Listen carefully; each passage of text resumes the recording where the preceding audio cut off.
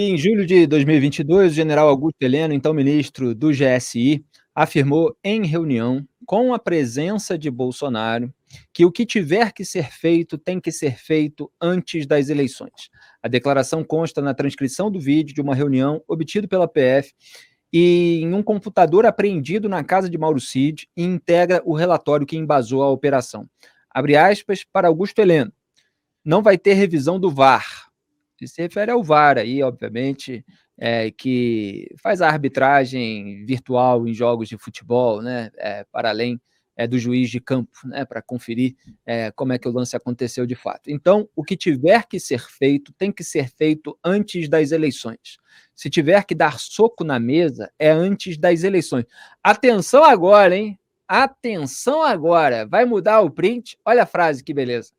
Se tiver que virar a mesa, é antes das eleições. Essa frase realmente é histórica. Eu acho que as coisas têm que ser feitas antes das eleições e vai chegar a um ponto que nós não vamos poder mais falar. Nós vamos ter que agir. Agir contra determinadas instituições e contra determinadas pessoas. Isso, para mim, é muito claro. Fecha aspas. Quer dizer, olha o vocabulário dessa turma, olha o vocabulário do general Augusto Heleno. Ô, Graeb, quando a gente fala no futebol em virada de mesa, geralmente se está falando sobre, sobre bagunçar o tabuleiro, né? Para a gente dizer assim de uma maneira muito generosa. É sobre virada, é sobre desrespeitar aí o, o regulamento, né? É uma virada de mesa que acaba não seguindo aquilo que foi pré-estabelecido. Então, assim, ele usa. É claro que você não tem ali o general Heleno comandando um tanque de guerra e invadindo o Supremo Tribunal Federal. Mas olha só o que essa gente falava em reunião, o que essa gente estava querendo planejar. Né? Ó, vamos fazer alguma coisa, se tiver que fazer alguma coisa, é agora. Se a gente for virar a mesa, tem que ser agora. Um linguajar que vai muito além, né, das palavras escolhidas, tem um ímpeto ali golpista também. Antes de comentar isso aí que você levantou, já que você trouxe a Madá, e eu comparei vocês dois ao Galvão e o Arnaldo da última vez que a gente esteve junto, eu vou chamar a Madá de Arnalda daqui para frente. Tá bom? Arnalda, não vai ser mais Madá. Olha só. Caramba, hein? Sem levei, você comparado a Galvão. A conta bancária do Galvão eu quero. Você pode me chamar do que você quiser, se me der essa conta bancária. Que eu ainda respondo meu amor. Olha só, Felipe. O general Heleno começa com um soco na mesa, mas ele não se contém, ele tem que virar tudo mesmo, né? Não, só um soco não basta, vamos pensar na própria virada de mesa. É terrível, né, que tenha sido levantada essa hipótese, mas eu acho que o mais grave, eu não sei se a gente vai falar disso depois, mas eu acho que o mais grave que aparece em relação ao general Heleno, nessa mesma reunião, que os gênios da turma do Bolsonaro resolveram gravar, deixar lá guardado, para a posteridade, ou talvez para a Polícia Federal, né? Como acabou acontecendo. É o fato de o general Heleno ter dito que ia mobilizar a BIM para se infiltrar nas campanhas adversárias nas eleições. Ou seja, eles estão lá discutindo o que será do bolsonarismo nas eleições de 2022. Temos que, se for para virar a mesa, tem que virar antes. Mas também aqui, olha, vamos usar as ferramentas que a gente controla hoje, que são ferramentas de Estado, mas dane-se, com o perdão da expressão, e vamos infiltrar uns agentes nas outras campanhas. Daí o que o Bolsonaro fala diante disso? Heleno, deixa aí para a gente conversar esse negócio aí depois, tá bom? Isso aí a gente fala mais tarde, aqui em particular. Não é que o Bolsonaro fale para o Heleno, Heleno, você tá louco de querer infiltrar gente em campanha adversária? Por favor, Retire-se deste recinto. Isso não é coisa que se fale diante do presidente da República. Não. O Bolsonaro fala, ô rapaz, depois a gente conversa. Isso, para mim, põe o Bolsonaro dentro da tentativa do enredo de golpe. Porque não é só... daí ele não pode dizer que está só ouvindo a indignação, porque é isso que eles sempre dizem. Ah, não, as pessoas falam qualquer coisa, mas no fim não foi feito. Ele dá trela para uma sugestão do ministro Augusto Heleno, ministro do GSI, Gabinete de Segurança Institucional, que tinha a ABIN sob o seu guarda-chuva. Ele dá trela para a ideia de infiltrar a gente nas campanhas adversárias. Aí não dá, né? Na mesma toada, porque o papo todo girava em torno da ideia. Como é que a gente mela este processo todo e garante que Jair Bolsonaro, ao fim de 2022, continuará no poder? Entre as hipóteses estava a tal virada de mesa, mas também, por que não, já que podemos, certo? Já que somos donos da parada toda, por que não botar uns infiltrados lá?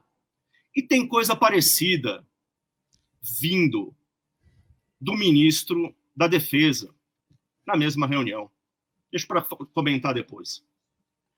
Grebe, enquanto você estava falando, eu estava verificando aqui o sentido de virada de mesa que consta nos dicionários virtuais, porque eu citei de cabeça, obviamente, como quem joga bola desde moleque, acompanha o futebol desde moleque, sempre vi virada de mesa ser uma expressão utilizada para fugir, obviamente, ao regulamento. E aí está lá na Wikipedia, também chamada de Wikipédia, aportuguesando, a seguinte definição que eu vou mostrar para vocês. Eu separei os prints aqui para a produção botar na tela. Olha só, virada de mesa, ato ou efeito de virar a mesa, é a atitude antidesportiva de quem, ao estar sendo derrotado num jogo de cartas ou de tabuleiro, mistura propositalmente as cartas ou peças do jogo, impedindo o seu prosseguimento. Perfeitamente correspondente àquilo que eu mencionei, né? Vamos para o segundo print, que é a continuidade da descrição. Sentido é estrito. Em qualquer regulamento de competição esportiva, o jogador que provoca a virada de mesa é punido, no mínimo com a derrota naquela partida, mas muitas vezes também com a perda de um certo número de pontos e mesmo com a eliminação da competição ou com o banimento da liga ou federação por um certo número de temporadas. Vamos para o próximo, para ver que o sentido vai além. Mais recentemente, o termo virada de mesa passou a ser aplicado a qualquer mudança de regras, olha aí, provocada por interesses circunstanciais ou casuísticos, buscando favorecer alguém em detrimento de outrem. Quer dizer, é o sentido estendido, né? Aquilo sai do terreno do jogo, né? Passa para o terreno do esporte mais geral, inclusive futebol, porque é virada de mesa, né? No sentido literal, é jogo de mesa, né? Jogo de tabuleiro. Passa para a arena esportiva, depois vai sendo usado em outras esferas. E é isso que a definição está colocando muito corretamente. Então tem lá, num jogo de futebol, por exemplo, virar a mesa no sentido tradicional corresponderia a retirar o time de campo ou provocar expulsões ou simular lesões até que a equipe fosse numericamente desqualificada, ou permitir que o gramado fosse invadido por não atletas, ou num jogo noturno apagar as luzes do estádio, etc. Num sentido estendido, a virada de mesa não ocorreria dentro de campo, mas nos tribunais desportivos, e se daria pela mudança na contagem de pontos ou nos critérios de desempate, pela remarcação de locais ou datas dos jogos, pela modificação dos critérios de promoção e rebaixamento, pela anulação de partidas já disputadas, etc.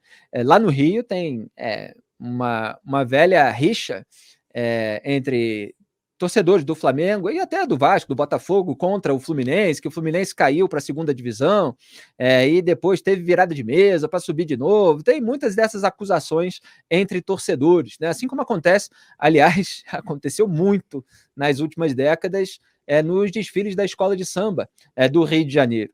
Uma escola cai, aí você tem toda aquela pressão para que não caia, aí muda o regulamento, aí ela continua no grupo especial, e variações nesse sentido. Isso tudo acontece muito no Rio de Janeiro, e eu estou citando isso não por acaso. General Heleno é esse cidadão aí com um sotaque bem carioca, né? Então, foram os 4 prints, produção. Então, só para ilustrar aquilo que o general Augusto Heleno estava dizendo, que a gente faz isso com o Lula, faz isso com os petistas e faz isso com os bolsonaristas. Esse programa faz a definição e a zoeira sempre, para todos os lados. Diga, Greg. Não, eu achei tão esclarecedora essa comparação que eu acho que o programa até podia acabar. Ficou claro o que eles queriam fazer. Não podia ficar mais claro. Perfeito. Agora, olha, tem uma lição aqui para o Brasil, para você que é mãe, para você que é pai, para você que é eleitor. A ação tem que ter consequência. Nós estamos aqui diante de 2 militares que se envolveram em coisas gravíssimas no passado, tiveram 0 consequências, pelo contrário, acabaram premiados e foram tentar fazer pior. General Augusto Heleno, recordar é viver. 1977, quando ele era capitão ainda, ele era ajudante de ordens do ministro do Exército, Silvio Frota, tio-avô de Alexandre Frota, aliás, que também é cultura. Que não tem nada, não vem ao caso, mas enfim, o general Augusto Heleno era capitão ajudante de ordens de Silvio Frota. Durante o governo Ernesto Geisel, em 1977, teve o golpe dentro do golpe. Se você não fugiu da aula de história, você já entendeu do que eu estou falando. Mas se você fugiu, gruda aqui em mim que você passa de ano, que é o seguinte. Em 1977, o ministro do Exército, Silvio Frota, tentou dar um golpe de Estado na ditadura militar, que já era o golpe militar. Ele tentou tomar o poder de Ernesto Geisel. E quem trabalhava com ele? General Augusto Heleno. Todo mundo que estava ali participou. O general Heleno era tipo o Mauro Cid do Silvio Frota. Era o cara ajudante de ordens que estava ali. Ele foi punido? Não, né? Não foi punido. Não só não foi punido, como prosseguiu na sua carreira militar e chegou a um posto que pouquíssimos chegam, que é o de general. E vejam como é o Brasil. Qual é o governo que transforma Augusto Heleno em general e resolve mandar este homem para o Haiti comandar as forças de paz do Brasil? É o governo Lula. Transforma ele em general. Ele foi premiado, não teve nenhuma consequência esse passado dele. E ele, de novo, no governo Bolsonaro, tentou. Jair Bolsonaro, da mesma forma, era insubordinado. Tem até um livro do Luiz Macluf de Carvalho, como que é o nome do livro, Felipe? Eu não lembro do livro, mas é um livro sobre Jair Bolsonaro, com documentos do Exército, contando que ele era insubordinado desde sempre, não teve as punições que devia ter. O Cadete e o Capitão, a vida de Jair Bolsonaro no quartel. É excelente esse livro para vocês lerem, assim, é do dia a dia, como era no quartel. Era insubordinado, não servia para o negócio militar mesmo, ficava lá jogando futebol e apostando corrida, que era o que ele fazia no serviço militar dele, até que resolve primeiro fazer protesto por causa de salário, que é que nem PM grevista, entendeu? E depois resolve planejar botar bomba no não sei onde. Foi punido como devia? Não. Não foi punido como devia. Aliás, só um parênteses, tem um resumo aí dessa história do Bolsonaro no quartel, na linha do tempo que eu fiz anos atrás no Antagonista, chama Linha do Tempo, : Bolsonaro, Queiroz e Dinheiro Vivo. Até falei outro dia aqui que eu precisava continuar aquela cronologia, mas mostra lá onde começou a amizade do Bolsonaro com o Fabrício Queiroz e mostra esses relatórios internos do Exército sobre o comportamento de Jair Bolsonaro, já apontando ali uma ganância, uma ambição desmedidas. E insubordinação, né? O serviço militar é hierarquia e disciplina. Você tem 2 que não respeitaram isso, que é Augusto Heleno e Jair Bolsonaro. Não foram punidos como deveriam, quando deveriam ter sido punidos, porque naquela altura que eles eram oficiais que estavam começando, você não precisava assim de grandes punições, era uma punição à altura do que fizeram, ponto. Expulsa um, o outro não progride na carreira, acabou, nós não estávamos nesse problema hoje. O Brasil passa a mão na cabeça de quem não deve passar de maneira sistemática. O desmonte que a gente fez da Lava Jato vai ter consequência. Nós vamos colher isso. E nós estamos colhendo agora o que a gente não tomou de providência no fim da década de 70 e início da década de 80. A gente é o Brasil, que fique claro. A gente Brasil. Nada disso estaria acontecendo agora se lá no começo, quando foram insubordinados, esses militares tivessem tido a punição que merece todo militar insubordinado.